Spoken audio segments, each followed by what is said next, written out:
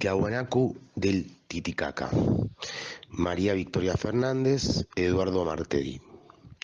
El trabajo que presentamos a continuación es el resultado de la investigación realizada por los autores en el marco del Seminario Los Andes antes de los Incas, organizado por el Departamento de Historia del Instituto Superior del Profesorado Dr. Joaquín B. González. El trabajo de campo incluyó 3 visitas a las ruinas de Tiahuanacu, realizadas en febrero de 1996, el reconocimiento del sitio, la documentación fílmica y fotográfica, la búsqueda de bibliografía y la realización de 2 entrevistas a especialistas, el doctor Carlos Ponce Sanginés y el arqueólogo y arquitecto Javier Escalante Moscoso. En Buenos Aires recibimos el aporte del licenciado Pedro Parodi, especialista en arqueoastronomía, Tihuanacota. La civilización Tihuanacota ha sido objeto de polémicas durante décadas y en más de un aspecto. Todavía existen incertidumbres que las mantienen y ocasionalmente revitalizan. Hemos intentado sintetizarlas en un conciso estado de la cuestión. El trabajo se completa con una descripción del sitio según surge de nuestra visita al yacimiento y de la última bibliografía sobre el tema. Presentación. En la puna central, de 1800 metros a 12 kilómetros del sur del Titicaca y 71 kilómetros al oeste de La Paz, Bolivia, se encuentran las ruinas megalíticas de la ciudad de Tiahuanacu. Muestra pionera entre las culturas que desarrollaron la revolución urbana. Se estima fue construida a partir del año 100 de nuestra era, en una altiplanicie de unos 7 a 10 kilómetros de ancho, limitada al norte por la sierra de Tarasco y al sur por la de Quimsachata. Abarcó un área de 400 a 600 hectáreas, cuya mayoritaria construcción residencial en adobe ha colapsado, mimetizándose con la tierra. Subsisten, ocupando unas 16 hectáreas, las construcciones monumentales en piedra arenisca, que abundan en la Sierra del Sur, y andesita, trasladada desde Copacabana en el lago Titicaca, constituyendo lo que se conoce como Centro Cívico Ceremonial. Conocido y descrito desde el inicio de la invasión española por viajeros y cronistas, acaparó la atención de curiosos, aventureros, depredadores y estudiosos desde el siglo XVI. El desarrollo de la arqueología boliviana permitirá el estudio de este yacimiento según los métodos de la arqueología moderna, desde mediados de la década del 50, cuando el doctor Carlos Ponce Sanginés funda el Centro de Investigaciones Arqueológicas Tiahuanacu, CIAT, e inicia la excavación y reconstrucción del sitio. Hacia 1965 ya se habían excavado parcialmente las principales estructuras: Acapana, Pumapunku, Quericala, Putuni, Cantatallita, Lacacoyu y, una década después, reconstruido totalmente Calasasaya y el templete semisubterráneo, tal cual se los aprecia en la actualidad. Las excavaciones y reconstrucciones avanzan actualmente en Acapana y Pumapunku. Asimismo, el proyecto Huila Jauira, acuerdo entre la Universidad de Chicago y el Instituto Nacional de Arqueología de Bolivia, desarrolla un programa de investigación de la hidráulica agraria en el área circunlacustre. Esto es la cuestión. En más de un aspecto, las arduas y volares polémicas alrededor de la metrópoli clásica del centro surandino están saldadas desde hace años por los avances de la investigación antropológica, arqueológica y etnohistórica. En otros tantos continúan abiertas, casi al mismo nivel de duda de hace 40 o 50 años.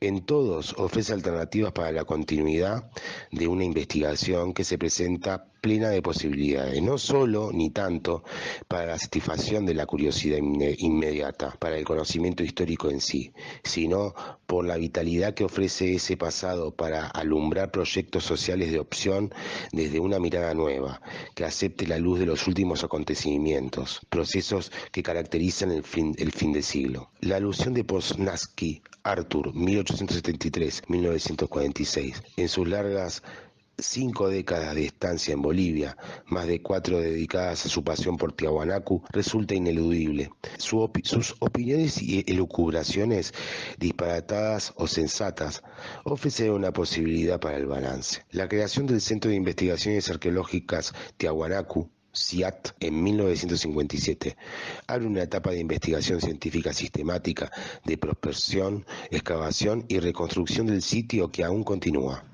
Su gestor, promotor y realizador, el doctor Carlos Ponce Sanginés, se sugiere como la otra referencia. La publicación por Ponce de Artur Poznański, Biografía intelectual de un pionero, Ponce, 1994, es el lugar de encuentro que nos permitirá adentrarnos en el tema. Un pasado de calendario cierto.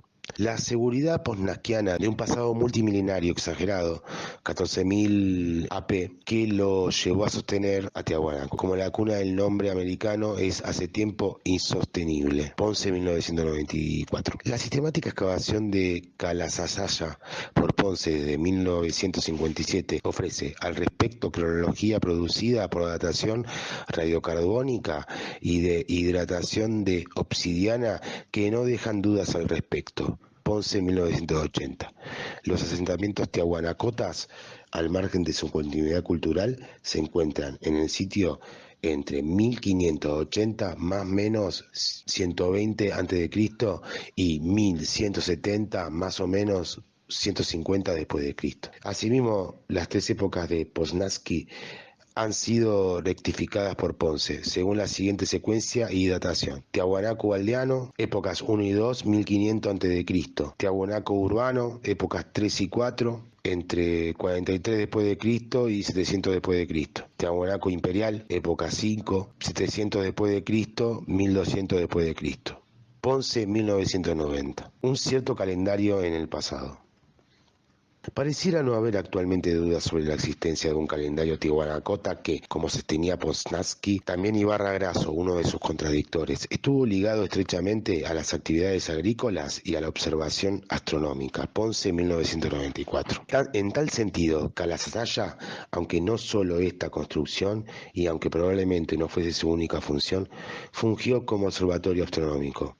Su ubicación este-oeste parece corroborado, teniendo particularmente en cuenta que la salida del Sol en los equinoccios coincide con el centro de entrada principal en la pared y los solsticios con sus vértices noreste y sureste, Ponce apéndice 2. Ibarra Grasso sostuvo, y el licenciado Pedro Parodi parece haber demostrado, Parodi apéndice 1, que también la pared balconera oeste cumple esa función. Para este investigador, el hecho de que ésta esté construida con pilares de andesita indicaría que A. es de un periodo anterior de reconstrucción o refacción del Calasasaya, y B. que el cambio del levante al poniente para la observación astronómica podría obedecer, aunque no exclusivamente, a que la puesta es más diáfana que la salida del Sol. Ponce no se pronuncia sobre la cuestión de la pared oeste, limitándose a afirmar que la observación astronómica se verifica en la pared este, Ponce apéndice 2. Respecto de la iconografía de la llamada Puerta del Sol, hay consenso sobre su significación calendárica. Parodi apéndice 1. Aunque algunos autores manifiestan no acordar en la asimilación del personaje principal con el Sol, prefiriendo llamarlo el dios de los báculos. Aquí cabría recordar que los grabados de aquella no son únicos y que se encuentran en litos monumentales ubicados en la pared este de Pumapunku, según pudimos verificar y fotografiar in situ, y en el tejido actualmente en exposición en el Museo de Múnich. Ponce refiere de la siguiente manera a su opinión. La interpretación calendárica, senda abierta por Poznański, también en forma pionera, reviste indudablemente interés y se halla bien encaminada, aunque todavía alberga interrogantes no resueltos. Quizá el obstáculo más arduo en superar radica en considerar las figuras con el solo significado calendárico, puesto que antaño una figura pudo tener varios. Ponce, 1994, página 147, apéndice 2. Un paisaje como el actual. Las tesis obcecadamente sostenidas por Poznański sobre la insularidad del área monumental de Tiahuanacu, que estimaba en no más de 30 hectáreas, se basa en la superposición, ligada a su extrema datación multimilenaria, de que la cota del Titicaca habría estado 35 metros más alta que la actual. Esto le inducía a pensar a Tiahuanaco como algo parecido a un castillo feudal, rodeado de agua y con puertos para el acceso. La imagen de Tenochtitlán parece no haber sido ajena a esta descripción. Investigadores posteriores han establecido fehacientemente que toda esa elucubración es errónea. El lago Balivián, del que el Titicaca es un relicto, pertenece al Pleistoceno superior, cubría por entero el valle altiplánico del Tiahuanacu, de modo que era imposible un asentamiento humano bajo el agua. Aún admitiendo su antigüedad hiperbólica, dígase 8 o 10.500 años antes de Cristo, las riberas se hallaban bastante alejadas, dado que el nivel lacustre se hallaba apenas 5 metros del actual, y la estabilización a su nivel actual se remonta hacia 5.760 años antes de nuestra era. Y la prueba más concluyente que refuta la hipótesis ponanquiana estriba en que se han localizado las ruedas del Chucuperca, que datan del periodo Tiahuanacota, en estrecha correlación con las riberas actuales. Ponce, 1994, página 131. En definitiva, el aspecto de la zona en la que floreció Tiahuanaco era similar al presente. Una altiplanicie de unos 7 a 10 kilómetros de ancho, de orientación este-oeste, flanqueada por dos cordones, la serranía del Quinzachata al sur y la de Tarasco al norte. Con la misma orientación entre los monumentos y la Sierra Norte, el río Tiahuanacu, las costas del Titicaca al norte, la Sierra del Tarasco, a 12 kilómetros de distancia, hacia el oeste 35 kilómetros, donde está el actual puerto de Huaqui. La urbe de adobe y piedra. La idea de la insularidad era acompañada por la de la función metropolitano-ceremonial del relativamente pequeño complejo, un centro religioso de peregrinación al que Polanski le adjudicaba influencia panamericana. Ponce, 1990, página 28. Sobre el último punto, no hay en el sitio la más mínima evidencia arqueológica que lo sostenga. El área de influencia tihuanacota en su apogeo no parece haber superado la costa marítima hacia el oeste, las yungas cálidas hacia el este, la actual frontera argentina al sur y la parte de los Andes sur-centrales al norte. Durante largo tiempo fue una incógnita o una discrepancia la función del Tiahuanacu. Tal incertidumbre sentaba reales en la consideración de que el complejo se reducía al área de construcción megalítica, de la cual hacemos somera vista en la descripción. La opinión más divulgada era lo que presentaba como centro ceremonial. Hoy es firme el consenso entre los investigadores. El complejo megalítico era el centro cívico ceremonial de una imponente ciudad que se extendía sobre 400-600 hectáreas, con residencias construidas en adobe y una población que puede haber superado los 100.000 habitantes. Escalante Moscoso, apéndice 3. Ponce explica la aparente inexistencia de evidencias en el que el largo lapso transcurrido desde la desaparición de la civilización tihuanacota, 1200 después de Cristo, las construcciones de adobe han colapsado, confundiéndose con el material del suelo.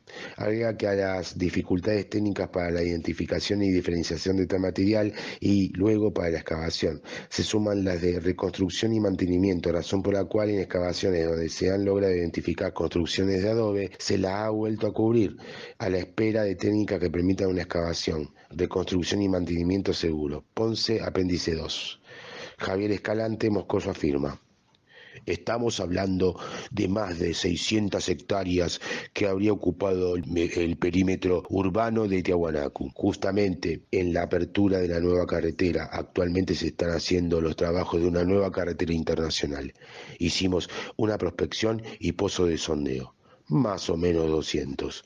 En ese sector perimetral del área arqueológica y en la mayoría de ellos encontramos evidencias de asentamientos urbanos, restos habitacionales muy similares a los de Lucurmata. Como le digo, esta parte que corresponde a la vivienda arquitectónicamente no tiene ninguna diferencia.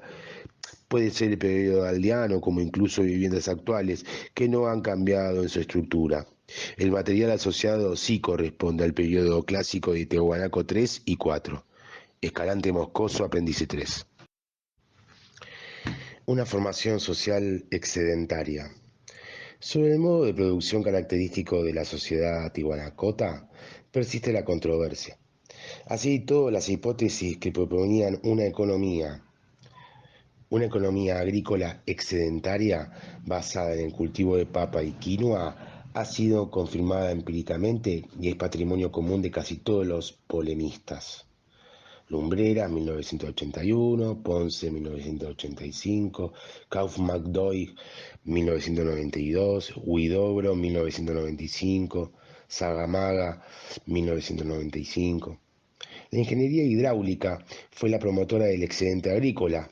Tuvo tres formas técnicas: las cochas o cotas, lagunas artificiales; las tacanas, cultivo de terraza; y los sucacuyus o camellones, cultivo en terreno artificialmente elevado e irrigado por canales. Al respecto, dice Escalante Moscoso, la extensión de campos elevados, camellones, como en tacanas y cotas, es impresionante en todo el valle. El mismo sitio de Tiahuanaco está ubicado estratégicamente. Obedece a la necesidad de tener variedad en la producción. Tenemos los cerros, donde se da cierto tipo de producción de variedades de papas, técnica de tacanas, los valles que circundan los cerros. Vamos a tener las cotas o cochas, que son lagunas artificiales que deben servir para la agricultura o el pastoreo. Y está aledaño al lago Titicaca el sistema de camellones. Entonces, vamos a tener la combinación de tres tipos de agricultura. Escalante Moscoso, apéndice 3. El potencial económico admira a los especialistas, de tal forma que suponen una gran parte de la producción dirigida al intercambio con otros pisos ecológicos, tal como propuso Murra para los Incas, Murra, 1987. Otro indicador de la población son los campos de cultivo. El valle de Pampacoani o el de Huila son inmensos, ambos están al noreste del Tiahuanacu, a la vera del Titicaca. Alan Colata es investigador de la Universidad de Chicago. Actualmente realiza excavaciones en el sitio como parte del proyecto Huila. Hizo un cálculo. Si llegamos a poner en funcionamiento toda esta área de Sucacuyus, tranquilamente podríamos abastecer no solamente a esos 100.000, sino llegar hasta varios millones de habitantes. Ahora, naturalmente, gran parte de esta producción era para el intercambio con otras regiones, otros pisos ecológicos. Escalante Moscoso, apéndice 3. La hidráulica agraria fue ampliamente aplicada en la zona, mostrando una depurada ingeniería utilizada para la más adecuada utilización del agua. Huila está a continuación de Pampacoami, hacia el lado del Lucurmata. Ahí vamos a ver construcciones de represas, canales, incluso hasta un río artificial de grandes proporciones que servía para alimentar justamente todos esos sembradíos. Es impresionante ver una fotografía aérea de estos campos que se extienden por varios kilómetros cuadrados. Escalante Moscoso, apéndice 3. La ingeniería hidráulica no fue el único proveedor de excedentes. Desde hace 25 años, los estudios sobre la domesticación de camélidos han asentado firmemente la importancia del pastoreo en las formaciones sociales del área andina. Flores Ochoa, 1988. Al respecto, se ha indicado una secuencia cazadores especializados de camélidos, transición a la semidomesticación, pastores especializados, ya en el precerámico. Kent, 1988. La distribución actual de llamas y alpacas en un extenso territorio que abarca desde el departamento de Junín en Perú hasta la zona norte de la Puna argentino-chilena, aunque reducidos en número, indica con bastante aproximación la distribución de rebaños prehispánicos. Flores Ochoa, 1988. El pastoreo de llamas y alpacas en un ambiente inhóspito para la agricultura cumple un rol económico-social de primer orden en sociedades complejas como la Tihuanacota, similar al que cumplió en la sociedad incaica, combinando los recursos de la puna, quechua y yungas. Murra, 1987. A la importancia de los tejidos en el mecanismo Don contra Don, característico de la redistribución asimétrica que indica Murra, se suma la provisión de carne, sebos y huesos y la energía que proveen, sobre todo la llama, para el transporte a la larga distancia, todo lo cual aparece documentado en la iconografía de Tiahuanacu, un estado complejo. El excedente de producción posibilitó la división social entre trabajadores manuales e intelectuales y la consolidación de un artesanado, constructores, ceramistas, metalúrgicos, luthiers, etc. El surplus económico que liberó el yugo del trabajo manual a un sector de la comunidad y exigió y posibilitó el surgimiento de una burocracia especializada que se diferenciaba social y económicamente y estatutariamente cada vez más de la comunidad y se constituye en élite directora de un Estado organizador del proceso de producción e intercambio y de la reproducción del nuevo modo de existencia. Marx, 1986, Goldelier, 1964 y 1985, Corona Sánchez, 1995, Huidobro, 1995. El estado Tiwanacota parece haber sido el modelo predecesor del Tahuantinsuyo incaico. Se instituye la coerción con la aparición de órdenes militares permanentes, claramente identificadas en la iconografía, Chacha, Pumas, etc. Surge un culto identificado como una casta estatutaria diferenciada, sacerdotes. Se institucionaliza posiblemente desde las antiguas relaciones de reciprocidad, un mecanismo de redistribución asimétrico que garantizaba la permanencia de la élite en el vértice superior de la pirámide social y la reproducción del sistema con la distribución desigual del producto social excedente. Murra, 1987, Ponce, 1995. Ponce propone una secuencia de 3 momentos: estado local, regional e imperial. Tiene que haber un momento transicional que habría que colocarlo hacia unos 200 años antes de nuestra era y la aparición del Estado, hacia principios de nuestra era, con todo el conjunto urbanístico de diferenciación de clases, etcétera, etcétera, más o menos como lo planteaba Gordon Childe en sus obras, pero es un Estado que tiene un territorio relativamente limitado. Está simplemente en la parte sur de la cuenca lacustre y no tiene más de unos 6.000 kilómetros cuadrados. Por eso lo hemos llamado Estado local, porque es un Estado relativamente chico. Hacia el año 300 de nuestra era empieza a expandirse y a dominar gran parte de la cuenca del Titicaca y se adentra a los valles de ambos lados y a la yunga fuertemente, y entonces se dilata mucho más. Pero esto está dentro todavía de un patrón que estaría vinculado a la cuenca del Titicaca. Si se quiere, y finalmente hacia el año 700 viene una expansión mucho más grande. Llega por el sur hasta Tarija en Bolivia, no llega al nordeste argentino, hasta la costa oeste de los Andes surcentrales al norte, incluyendo el área circunlacustre del Titicaca. Ponce, apéndice 2. Una polémica abierta. Aloctonismo y autoctonismo vuelven a encontrarse en un debate sobre las sociedades agrafas. El difusionismo extremo, casi alocado, de Ibarra Grasso, el más moderado de Polanski, y la tesis endógena que profesa Ponce se mantiene una vigencia para la explicación del origen de Tiwanaku. El licenciado Pedro Parodi ilustra sobre los difusionistas. Le preguntan a Pedro: vos tenés una posición distinta de lo que tiene Ponce y Songines sobre el origen de Tiwanaku. Contesta Parodi: sí. ¿Por qué no nos contás? Parodi: no sé cuál será verdaderamente la posición de Ponce Sangines sobre Tiahuanaco, y no sé si tiene una. Le vuelven a preguntar. La que está escrita habla de Tiahuanacu aldeano 1, 2 y luego Tiahuanacu urbano 3, 4 y 5. Parodi dice: como toda información en el sitio es a largo plazo. ¿Es endógeno, doctor?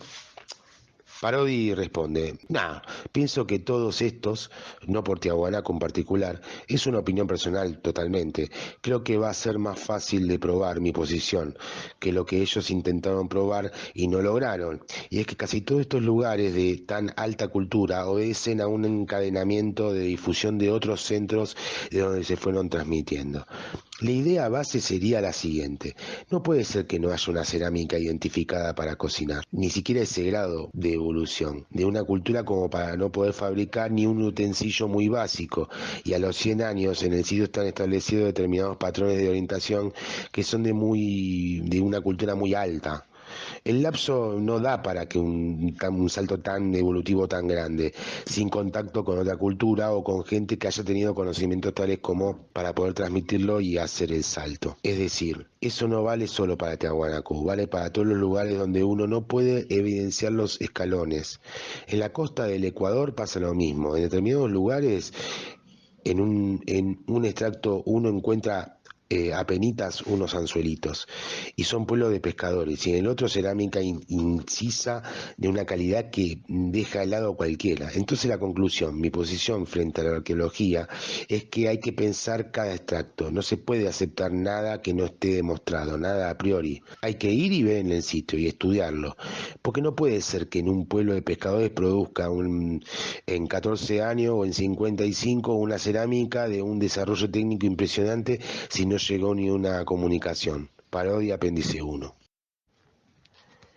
Poznansky en esta senda opinaba que las grandes realizaciones de Tiahuanacu eran producto de un pueblo inmigrante o invasor, culturalmente más avanzado que el indígena. Los extraordinarios adelantos en el segundo periodo de Tiahuanacu, seguramente fruto del impulso dado por la inmigración de un pueblo del altiplano que trajo consigo una elevada cultura y gran habilidad en el tallado de la piedra. En esta época se ven desaparecer casi en su totalidad las construcciones de roca arenisca. Los edificios toman otra orientación astronómica. Los bloques de construcción son sujetados por llaves metálicas o de piedra. La metalurgia hace prodigios. Las herramientas y armas de cobre y sílice son sustituidas por las de bronce. Un nuevo estilo arquitectónico da un carácter distinto a las construcciones y la técnica del labrado de la piedra llega a la cima de su perfección. El poder de los invasores y la nueva lengua, el aymara, se extienden por gran parte del continente. Ponce, 1994, página 135. Ponce defiende su tesis endogenista de la siguiente forma. Eduardo Matedí pregunta, en realidad es una pregunta nuclear en relación a la discusión autoctonistas y aloctonistas. Yo quisiera hacerle la siguiente pregunta. ¿Qué elementos de continuidad relacionan al Tiahuanacu aldeano con Tiahuanacu urbano? ¿Qué ocurre con la cerámica de Tiahuanacu II? ¿Y qué antecedentes morfológicos, tecnoproductivos e iconográficos de Tiahuanacu urbano pueden rastrearse en la cerámica, en la lítica y en la construcción del Tiahuanacu aldeano? Carlos Ponce responde, bueno, la excavación nos ha permitido determinar bastante bien la época que tenía un extracto bien grueso, eso más bajo que la de Calasaya. A continuación venía un extracto también grueso que era completamente estéril, no había nada y encima venía un extracto de solamente 2 o 3 centímetros de ancho, donde los hallazgos han sido indudablemente mucho mejores que los que se pueden precisar en Tiahuanacu 1. Entonces, la cantidad de datos que tenemos para Tiahuanacu 2 es desgraciadamente muy pequeña. Lo que sí vemos es que hay una mayor producción de la cerámica que llamamos micasia. Pero los elementos que tenemos para Tiahuanacu 2 son desgraciadamente muy restringidos. Y cuando nos dicen, ¿por qué no describes Tiahuanacu 2 en amplitud? Contesto, sencillamente porque no tengo ese extracto, todos los elementos necesarios que yo quisiera, que es un extracto muy estrecho. Es un extracto muy estrecho. Eduardo Martedí pregunta, incluso podría derivarse en lo siguiente, estrategicamente hablando, ¿se ha conseguido identificar Tiahuanacu 2 en algún otro lugar del valle además de Calasaya? Y Ponce responde, bueno, hasta ahora Tiahuanacu 1 y Tiahuanacu 2 son muy parecidos. Entonces lo que se encuentra en otros lugares y lo que se dice es Tiahuanacu 1, también puede ser Tiahuanacu 2. Ese es el problema. Martedí, bien, el resto de la pregunta es la siguiente. ¿Qué elementos de continuidad existen entre el Tiahuanacu aldeano y el Tiahuanacu urbano? Porque justamente la tesis de los difusionistas es que hay un nivel de ruptura cultural tan grande que no puede explicarse por continuidad, sino por migración. Ponce responde, bueno, que hay un proceso de ruptura, creo que hay, porque estamos pasando de las formas aldeanas a las formas estatales, y eso en cualquier lugar que se forme un estado hay ruptura. Si usted va a África después de la Guerra Mundial, cuando se forman los estados, esas comunidades africanas pasan de las situaciones comunitarias al estado bruscamente, y hay una ruptura tremenda. Y eso no se ha debido a migraciones, sino que hay pues una transformación de estructura política. Eduardo replica, pero ahí está muy influenciado justamente por el fenómeno del imperialismo y el postimperialismo, es decir, que había un proceso que no es exactamente de migración, pero sí de difusión y de control externo, en el caso de la colonización y descolonización de África. Pero la descolonización de África se hace con un sentido antiimperialista, o sea, no va con lo difusionista. Bueno, el felino, por ejemplo, la figura del felino y la figura escalonada que hay aquí, la encontramos en todo Tiahuanaco. Y esa es en relación a qué técnica, ¿no?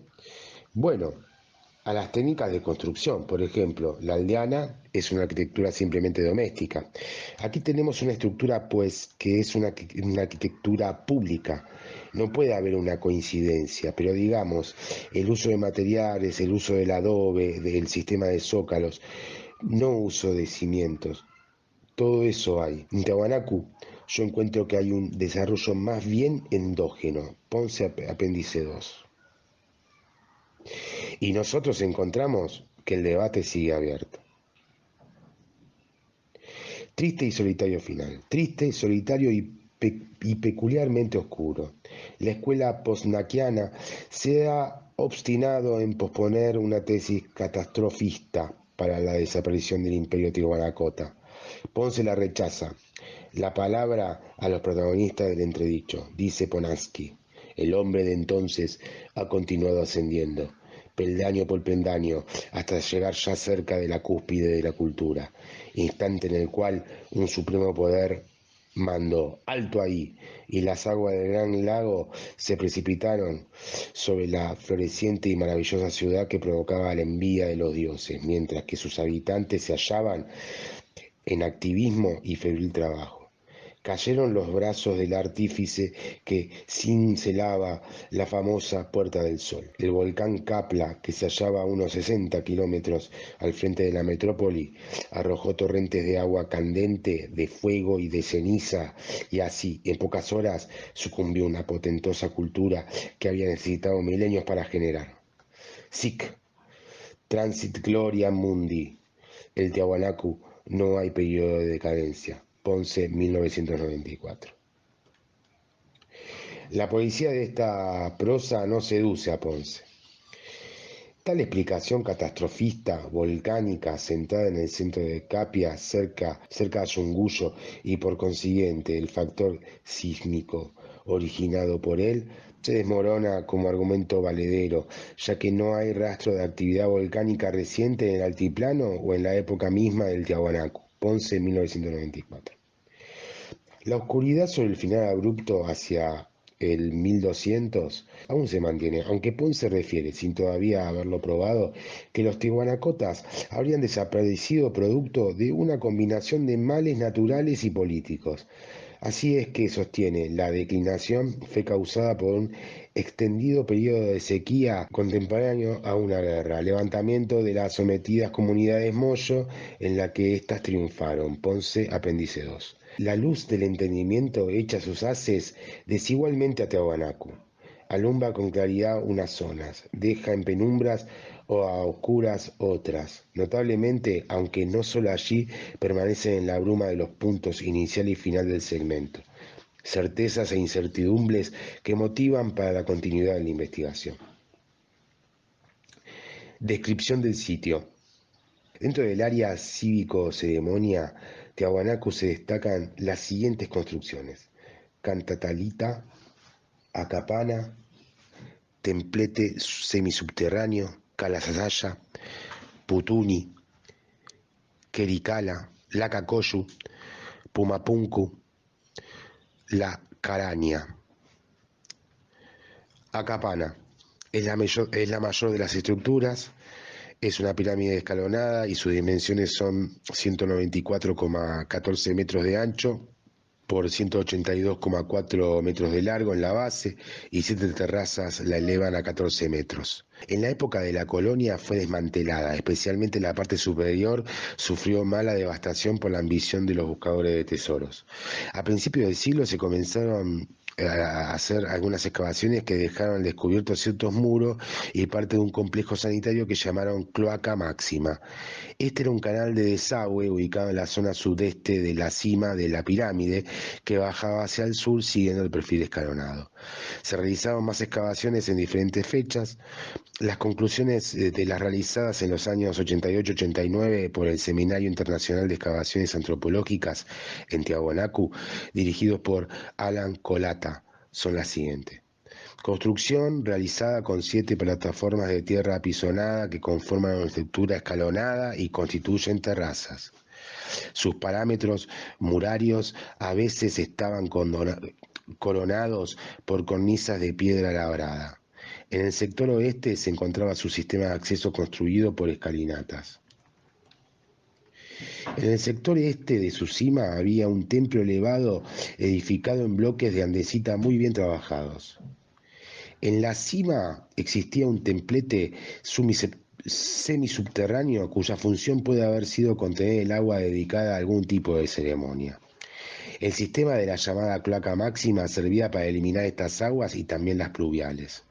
Las habitaciones eran un doble muro alrededor de los templos y sus pisos, cubiertos por losetas de piedra, guardan una similitud con la técnica utilizada en Chiripa.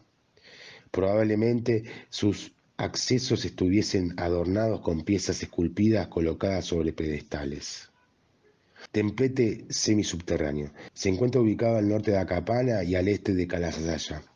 Está construido bajo el nivel del piso. Sus dimensiones: pared norte 26 metros, pared sur 26 metros, pared este 28,47 metros y pared oeste 28,46 metros. Los muros tienen una altura promedio de 2 metros. El acceso a este lugar se encuentra en la pared sur y está constituido por 7 escalones en asperón rojo, por los que se baja al recinto. Fue localizado por primera vez durante los trabajos de excavación en el sitio llevados a cabo por investigadores de la misión francesa Créqui Montfort y A. Senechal, bajo la dirección de Georges Courty, en el año 1903. En 1933, el norteamericano Wedley Bennett realizó excavaciones en el sitio logrando descubrir las estelas conocidas con los nombres de monolito barbado, Kon-Tiki, y monolito Bennett. En 1957, Carlos Ponce Sanginés comenzó trabajo de excavación, iniciando luego su reconstrucción. Actualmente sus muros muestran 175 cabezas clavas antropomorfas. Muchos investigadores ven al templete como un recinto dedicado a ofrendas al agua. Otros dicen que estuvo ligado a ceremonias que se realizaban en Acapana. Posee un sistema de drenaje construido por canales que lo circundan y presentan un declive y desembocan en un recolector o cámara que se encuentra en la esquina nordeste y está conectada con la red de canales pluviales subterráneos que fluyen hacia el río Tiahuanacu, al norte.